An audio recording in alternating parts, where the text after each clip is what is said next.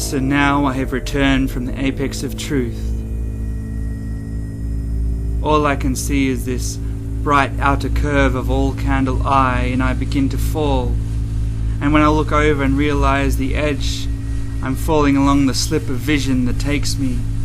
And this is the turning into the widening guide to the brink of all now converge. And like a waterfall of light current I'm falling in my soul, and purpose I know not as to why I'm here falling, but I've had this dream before, and yet it's all different now, and now the feelings of time take me by the very center of me.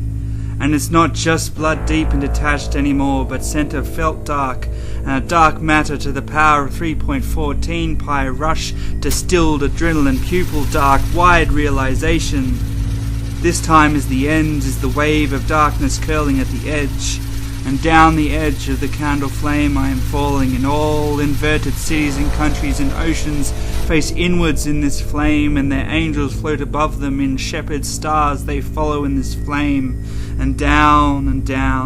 this condensed gravity of light here, and I am still falling, not totally on the edge, but a meter above the edge, and the heat and the speed and this gravity flattens me here, and it feels like the cry of 10 billion starving children in my gut, and 30 billion muscle engines screaming into war in my head.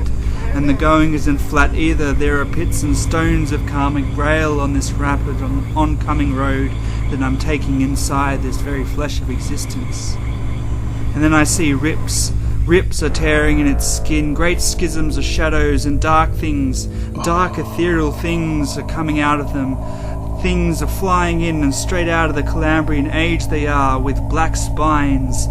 These are pouring in, and so I reach for my spine, and through my skull I grasp the handle, and out the staff glides, a white brilliant staff of light it shines, and jeweled with 7 lights of the soul.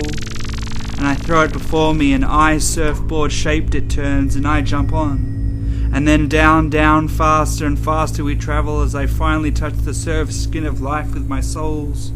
and curve around to these tears in the path, and blinding light pours into them as I fly over them, and closing them over as I go. And then there's this huge one before me, a black lagoon, this width of the Yarra. It opens, and huge giant dragons and sea serpents are flying through it as I ride towards it.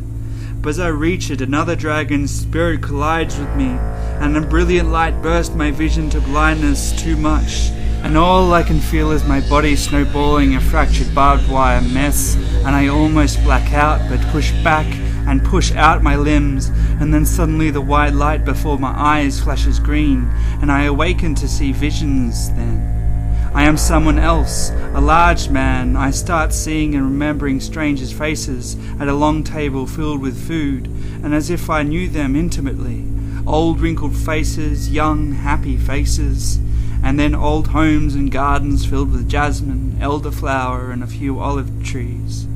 The feel of ripping open fresh fig, big windows out into forests, city balconies, and my hand curving over a waist. And then concert halls and a staring audience, strange and silent they are. And then a house fire blackened flesh, and then alleyways, the glint of a barrel fire, and the clink of coins into a hat, and this one snowflake, slow, longer vision than the rest, slow, until white light spurned out of its center, and then green, and I was once again someone else again. Shorter, skinnier man, and a tall lady is walking in front of me through a torch-flashed cave, and then through the curved rock of the Olgas we walk, and then riding motorbikes through the curves of mountains, always ahead of me, and looking back, a long, graceful face, and then the swoosh and drums of a fire's twirling circle, and she is leaning back into me as we entranced in being there. Her hand is up and dancing in the air in front of the glow, and we look up and see the white face of an owl, and we are both talking to this owl and laughing. And then suddenly we are making love in some end-of-the-world lagoon, and then I see her walking away from me. Tears are cut by the door of a train. And then I see a dusty old country town bar, and then I see strange glowing barrel machines in the back room of the bar, and then guns are waving in my face, and then I am tied up, and then bang!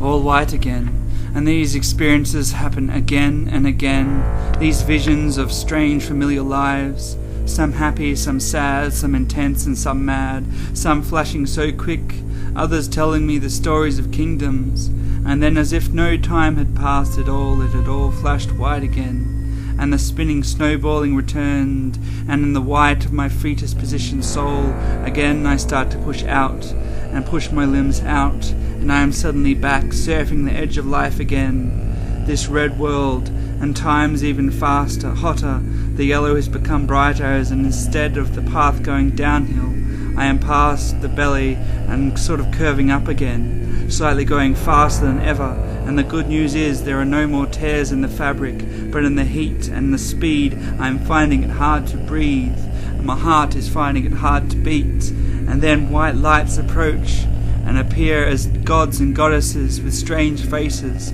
owls and dolphins and bears, and all with many hands, some with wings. And I take great gasps of beautiful, fresh, cool air as they pass, and they smile, and yet they stop coming, and the heat returns, and the speed, and I can see blue above me now, blue and purple, and then whales and schools of tuna, and this one old whale with halo of white. Light drifts by upside down, and the light flights over to me, and just as I pass out, I see it enter my chest. And when I awaken next, I am floating on my back, and the heat is gone, and the brightness is now blue tinged with purple, and I am floating on over a still ocean, flat, still ocean with purple glow above me, and I'm on my back and travelling at incredible speed, incredible distance here, so flat and horizontal this time. And for a while I start to slow, and there is an eye-shaped hole in the purple sea there. It drifts off into nothingness. It is small, about the size of the moon seen from the earth, and I might not have seen it, but how the purple sea was flowing out from it, a flowing light water up and rippling out at the middle, and the floating takes me there, and over it, and instinctively and without gravity. My hands stand here, and over it my vision clears, and I realize as I look down, I am now at the center of it all.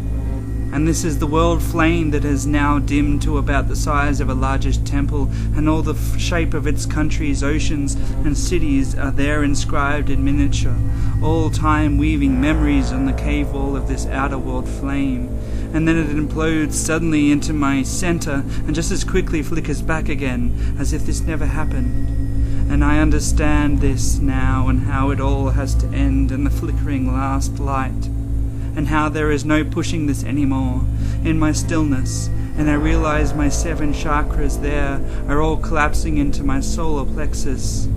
I look down and my 7 lights of my soul are now collapsing into my solar plexus. It is now a white and a lotus, and just before I see this diamond lotus drop from me through the hole into the eternity's black,